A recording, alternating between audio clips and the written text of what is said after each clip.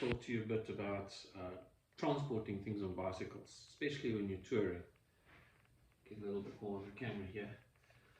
So my very first setup, you will see in my early photos in my book on Amazon I've got, it's called Runaway to Africa. You will see on the back end here, I had a nice big bicycle pack with a black bag on it.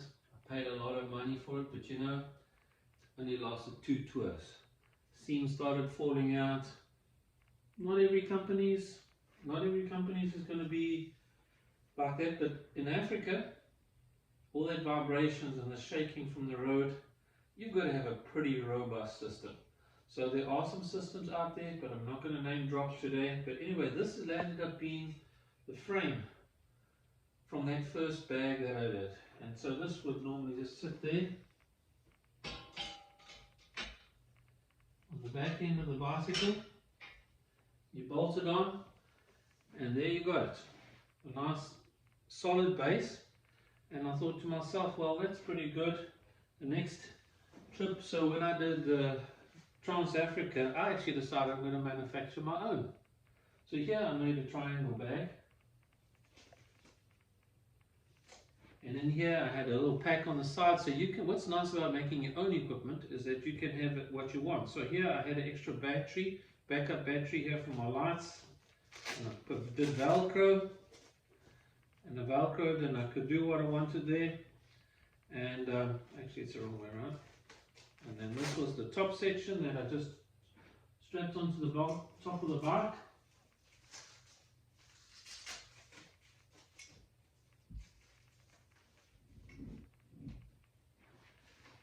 And I had a nice frame bag, and I've used it a couple of times, but some design errors, and you only find those out sometimes when you're on the road shaking around for quite a long time too.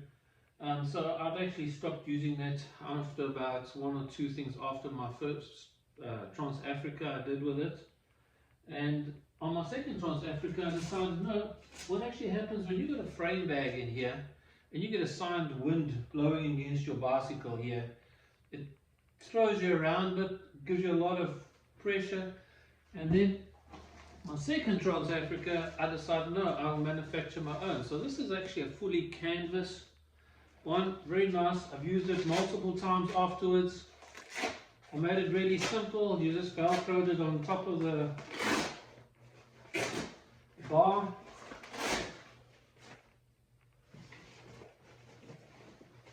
Now I've got some other bags I also made for that trip there. Just quickly put it on. And it's not the whole frame. If the wind blows from the side, it doesn't give you so much resistance. And the beauty of this bag is I actually stored in the Trans-Africa a couple of spare spokes that lay in the bottom of the bag. Sometimes you snap a spoke or something when you're out on the rough roads. So the spoke worked quite well, and inside there actually fitted a nice bladder. And I put it inside there, and I had it as an extra water carrying facility. And I carried some spare parts for my bicycle there. Always good to combine it with a nice saddle bag here for punches, or well, when I run those big rides and I'm riding in Africa, I normally use slime. I go tubeless, much more resilient to punches. And so anyway, you can throw that in if you want a bit of a extra water. I know when I was in Mozambique, I remember the one day I drank up to 10 liters of water that day. It was so hot. Anyway, so what I'm trying to do here is just tell everybody you can buy fancy expensive stuff, but you can also adapt it to what you want. So be adaptable. You make it on your own. You can just as well do it. You don't have to spend thousands on bags. But I do recommend, if you're going to be doing around the world for 3 years or 4 years, there's some really good bike bags out there that are really robust that you can get. But kind of the trips that we just do, you go out for a few weeks here and a few weeks there. Make something that suits you fine. So when I did the Trans-Africa and I had the frame bag in, I didn't even talk to you about that frame I had at the back. What was actually quite nice is I just made a plain simple drawstring bag. So if you wanted to throw a sleeping bag in, or you wanted to put some groceries or something like that, just a drawstring bag that I manufactured straight, you could pull it in, and then you can just, I had some Velcro strips, and I just tighten it onto the back there. I learned you don't want to carry a lot of things, it's very heavy. But what's nice about this Velcro and this kind of design with the drawstrings was if you left your bike and you went to a campsite or somewhere, you could just quickly throw this on as a backpack. Go down to the shop, get a few groceries for yourself, and voila, off you go. A simple little backpack. It's not nice when you travel and you're traveling long distance, you don't want anything on your back, you don't want weight on your body. Remember, whatever you put on your back and you step on those pedals, your legs have to take the weight. So then your legs are working harder than necessary. So you'll see all the guys that are traveling really long distances, they don't normally carry water on their back, they don't normally carry any extra backpacks. Big mistake I made at one stage in the beginning was just having a backpack. But having something like this that if you wanted to, you can just strap it on and you can carry it, and then it's a very light, easy thing to do. I did it with the same material as the frame bag. I've now used this quite a few times on its own without the frame bag, and it works pretty good. What I also did when I did the Trans-Africa, I manufactured some of my own extra gadgets. So for example, this was a bag that I had mounted here, attached to my tri-bars. You're leaning in there, and it's always nice if you want to have a little bit of snacks or some food or something easy to handle, or you wanted to get a camera out or something very easy. You can just put it in here and then you work with it. You just velcroed it on. Doesn't take you long to do it, doesn't take you much expenses. Just a little zipper, and before you know it, you've got something. And what I did that year, when I did my second Trans-Africa, I put a little bag for my cell phone, and this cell phone got velcroed on the top there, and I could see my directions for where I was going. So that's how that works. But my first Trans-Africa little bag here, as you can see, I've actually left it. I still use it all the time now when I train and I ride, because I like to put my cell phone there. It's just a little bag I made for myself. It actually matched the frame bag and all the camouflage things at the time, but I still use it all the time now. And that's just simply because it's so handy. If you just want to put your keys in there, you just want to put a phone in there or something like that, just when you're doing your day trips, your day travels, an hour ride or 2 hour or even a 5 hour ride, it's just nice to have a few things there handy. And I like that then you don't have a whole lot of things to start zipping on and zipping off and doing all sorts of things like that. But you can get any of these bladders normally at camping shops. Here's another one. It's nice, you know, when you're traveling very hot weather, you go to the shop, you buy some ice, and it's got a big hole in it here. It's easy to fill with ice. When it's hot, it melts really quick, and you get nice cold water to keep you going. So that can also fit in. If you've got a frame bag, you can put it in there. Talking about carrying things on your back, for those short 3 hour rides or whatever, I have got a water, a camel pack with a dehydration bladder in there that I can use interchangeable with my other ones if I want. So I do use a camel pack, but not often. That would just be a 2 hour ride or a 3 hour ride. And I would take it if I couldn't carry enough water, but I don't really like to ride with things on my back. It just makes you sweat at the back there, and it just makes you carry extra weight on your legs. What's nice having a little camel pack like this, if you're doing a short ride and you're going to pass in 3 or 4 little towns, you can throw your bank card in here or some money or whatever you want, and you can just use that. But that's not advisable for very long multi-day rides. I would not advise it. Some other people, I don't know how you go through the Sahara Desert with so little water.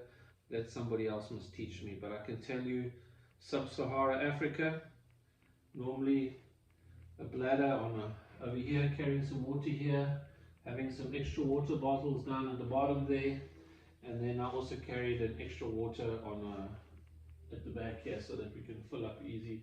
But a lot of places, it depends on where you are in Africa, that most places you see a village somewhere, and in the village they've normally got a well or something there that the village can survive on water. Then you just have to ask around for water to be able to get resupplied. That way you don't have to carry so much weight with you. Remember, I've heard a lot of people talking about, oh, I've got a 20 kilogram or a 30 kilogram load I'm carrying. Boy, that makes it for uncomfortable, unhappy riding with so much weight. So you always, I found now after my first trip, cut down as much as you possibly can do. The first time, oh, I took all sorts of things with me: binoculars, fishing rods, hiking boots, ordinary shoes, snorkel and goggles. Oh no, that wasn't my second trip to Lake Malawi because I knew I was going to do snorkeling, but at least that wasn't heavy. So yes, there was a lot of things. I remember the first trip I went into Africa, I took beef jerky, or there they call it biltong, 3 kilos of it with me because I didn't know where I was going to get 3 kilos. Yeah, I could have taken a half a kilo and just had to buy other things along the road.